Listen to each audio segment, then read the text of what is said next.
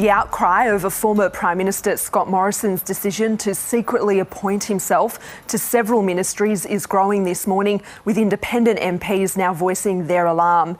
It's been revealed that Mr Morrison secretly gave himself power to jointly hold at least 3 ministries, health, finance and resources, with the arrangements signed off by the Governor-General. Opposition leader Peter Dutton says he had no knowledge of the shadow government, while former Prime Minister Malcolm Turnbull has described it as sinister and appalling. A spokesperson for the Governor-General has confirmed his role, with Mr Turnbull saying he is astonished the Queen's representative was involved in this. Prime Minister Anthony Albanese has ordered his department to seek legal advice, and there are suggestions we still do not know the full extent of the arrangements. For more, let's bring in independent MP Helen Haines, who's in Wangaratta in northeast Victoria. Helen Haines, good morning. What do you make of all of this? Oh, good morning, Michael. Look, I find this absolutely alarming. I think it's an extraordinary situation that the Prime Minister would take on these ministries and keep this a secret. It's the secrecy that is astonishing, and really we must get an explanation from the former Prime Minister about his actions. The Prime Minister, in a brief statement yesterday, said that he wasn't aware of what Anthony Albanese, the Prime Minister, had said about this, and he wasn't involved in day-to-day politics since leaving the Prime Ministership. Is that good enough? No, it's not good enough. Look, there's no question that during this period we were in a most difficult time. There was enormous amounts of uncertainty. One could understand how the Prime Minister may have wished to ensure that there was a safety net, particularly around the role of the Health Minister. We had no vaccines for COVID at the time. But the fact that he chose not to tell anyone about this, the fact that his cabinet, many members of his cabinet didn't know about this, that this covered multiple portfolios.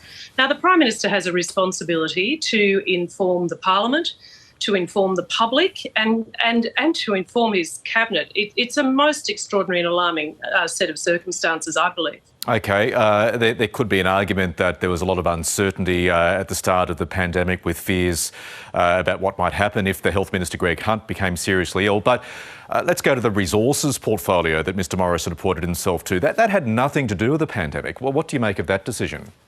Well, I'm astonished by this. And again, there's so much we don't know, Michael. We deserve an explanation around this. Is this setting some kind of strange precedent? This is a most extraordinary set of circumstances, and I'm pleased that our now Prime Minister, Mr Albanese, has launched an investigation through Prime Minister and Cabinet. We shouldn't be at this place, though. Mr Morrison behaved in a most unusual way. Yes, they were extraordinary times, but you're quite right. What has the Resources Ministry got to do with the COVID crisis? It's a most astonishing set of circumstances. Do you believe the Governor-General has further questions to answer on this story too? Look, I think first and foremost the Prime Minister needs to give us an explanation, and there are many, many questions to be answered. I anticipate that we'll know more when the investigation through PMC happens, but there are more questions than there are answers at this time. But going to your criticism about secrecy, should the Governor-General or his office been more upfront with what he was doing regarding this? Well, we don't know, actually, and I don't know. What is clear is that the Commonwealth Gazette was not updated. What is clear is that normal precedent was not followed, and we have a set of circumstances that really just leave us with more questions than answers. One of those questions, yes, is in regard to the role of the Governor-General. I understand that his spokesperson yesterday made a comment about this, but let's be clear. The person at the centre of this is our former Prime Minister, and right now there are members of his former cabinet who are telling us they had no idea about this.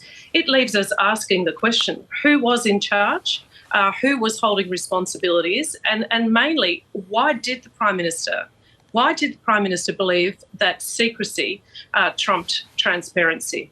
Helen Haines, appreciate your time this morning. Thank you. Thank you very much.